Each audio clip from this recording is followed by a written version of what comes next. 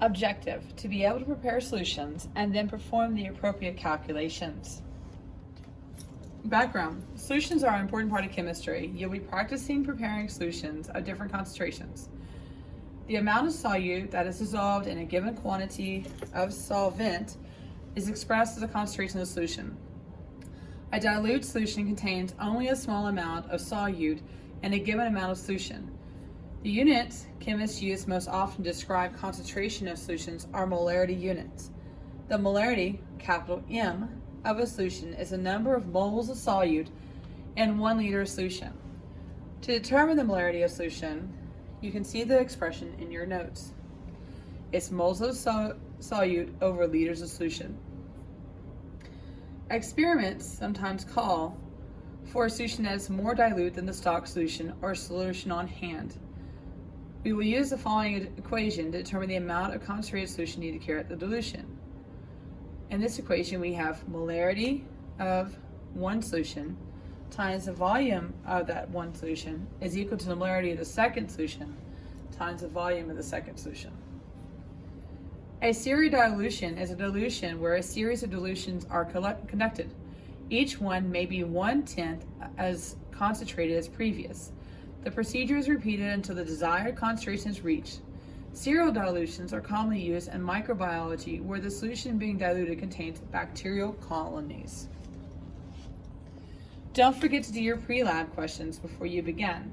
Question number 8 is what you need for procedure A. Okay, so step 1 is to use your answer from pre-lab number 8 and measure out the amount of grams of sucrose. Once you have that, you're going to transfer your sucrose into a 100 milliliter volumetric flask. Now, we're going to add water to this. And I'm going to stop prematurely before I get to that line. This is so I can make sure it does dissolve properly. It's about right here. And I'm going to start shaking this and dissolving this. All right, almost there. So we're going to add drops of food coloring to it. Okay, about 10 drops.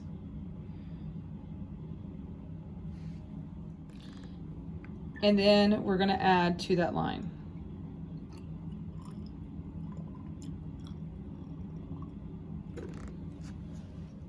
Make sure you cap it and invert it so it's fully dissolved. And then last thing you need to do is you need to label that with your team's name and what it is. That's part A. Okay, so we're going to do a serial dilution, and so I've already done some presetting. We're going to have 5 test tubes that we're going to label 1, 2, 3, 4, and 5. And I've already cleaned mine.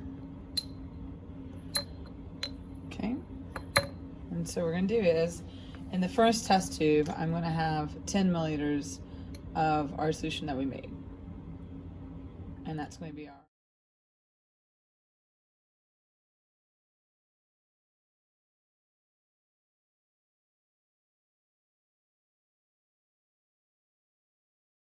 to analyze the results a little bit better than the flashlight technique. We're going to use what's called a spectrometer.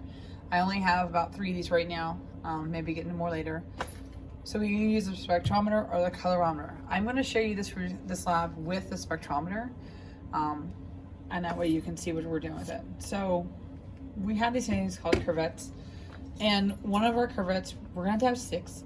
We need one of them to be filled with water, and then we're going to fill the rest of these with each one of these test tubes, and then we're going to run it in the spectrometer. So we are going to use spectral analysis this time around. And we are interested in adsorbents. So we're going to look at, we're interested in what's called Beer's Law. And so we're going to look at concentration, Beer's Law here. And now what I need to do is I need to turn my spectrometer on. There's a button on the bottom side. I see that I got a blue light. And I'm going to click right here, SpectroVisa Plus.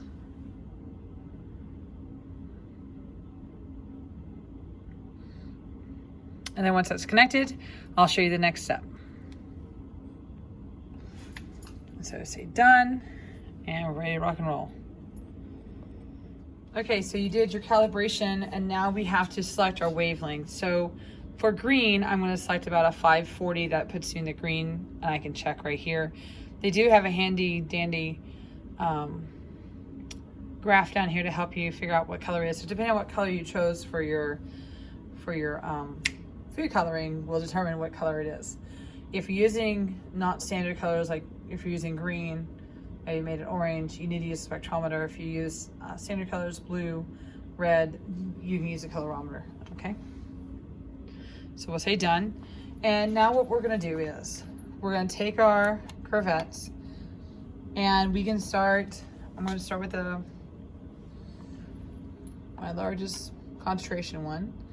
I'm gonna place it in there and I'm gonna say collect. I'm gonna give it a second. And it's going to give me an absorbance number, and it also gives me a little graph at the top to show me that they've done it. I'm going to say keep, and this is our 0.1 molar. Okay. So here comes my next point. Put it in.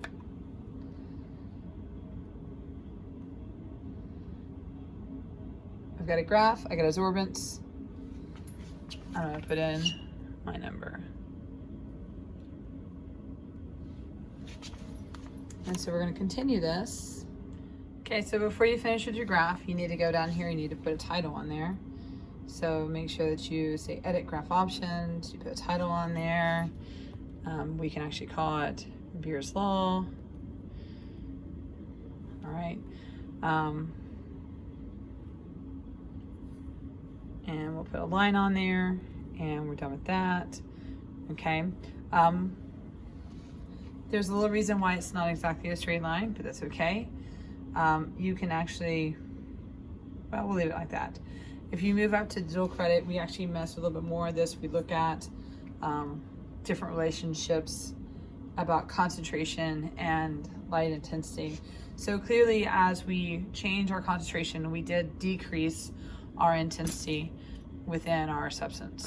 Okay, make sure you dump your contents, clean the curvettes, let them dry, and hang on to your main solutions because you need it for another part. We're going to prepare a given molarity, and so the first one, as always, is going to be our full concentration.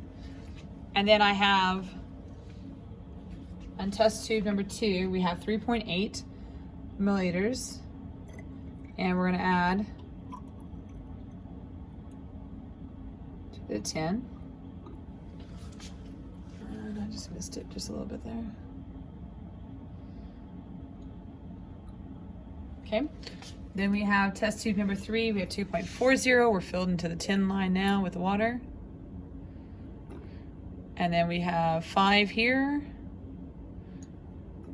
And then we have 1.5 here. Okay, so you're gonna shine your light behind it like you did before, and then we're gonna do a spectrometer on it as well. Okay, so we're calibrating again before we get started, and we gotta place a blank curve head in there. Make sure you do wipe off the sides. And we'll stick that in there. We say finish calibration, and then we'll be on to the rest.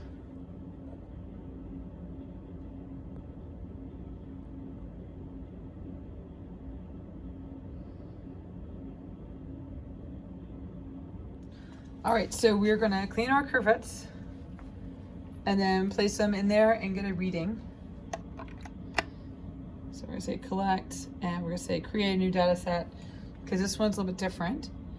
And we're gonna say, I got absorbance at 0.651, so we're gonna say that's 0.1.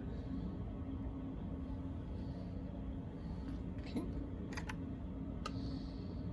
And let's say you're doing this and you don't know what your molarities are.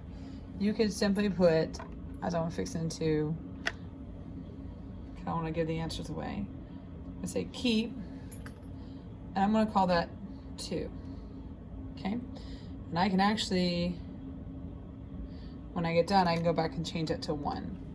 Okay, and then you can go back and change to your molarities. Here's test tube number 3.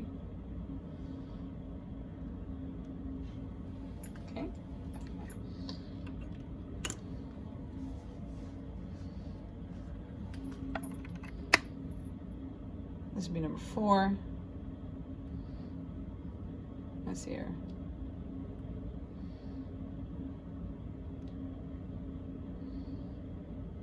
Okay.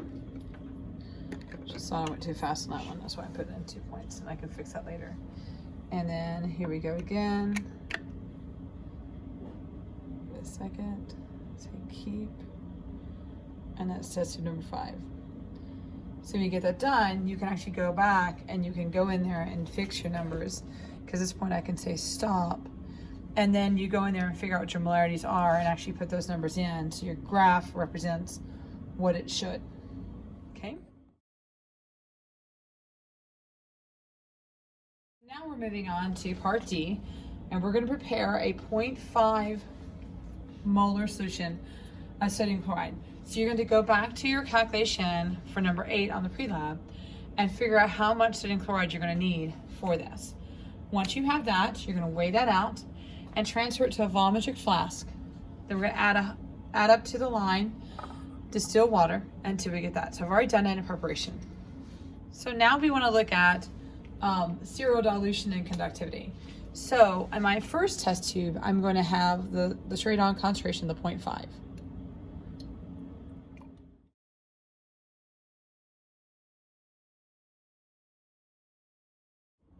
Okay, so this time we're going to use graphical, and we're going to be using the conductivity probes. And so what we want to do is we want to turn our conductivity probe on. It's got a red light, so I'm going to go sensor data collection. I'm going to do a proximity connect. And it should connect for you. It should go green. And we are in business. Okay, so now, okay, so before we do this, let's go ahead and just change this. Let's change this to events with entry. All right, let's do this new experiment. Don't save. Sensor data collection should still be on. Okay, we are going to change. We're going to click here and we're going to say event based. Okay, we're going to call it test tube. I say done. Okay, so we're going to do our first one. We've got in the beaker. We're going to say collect. And I don't know where our meter went. That's a great line. It's nice and straight. So we have a clear relationship. We're going to make sure that we save this. So let's save. I'm going to call it NaCl. I've already got a folder.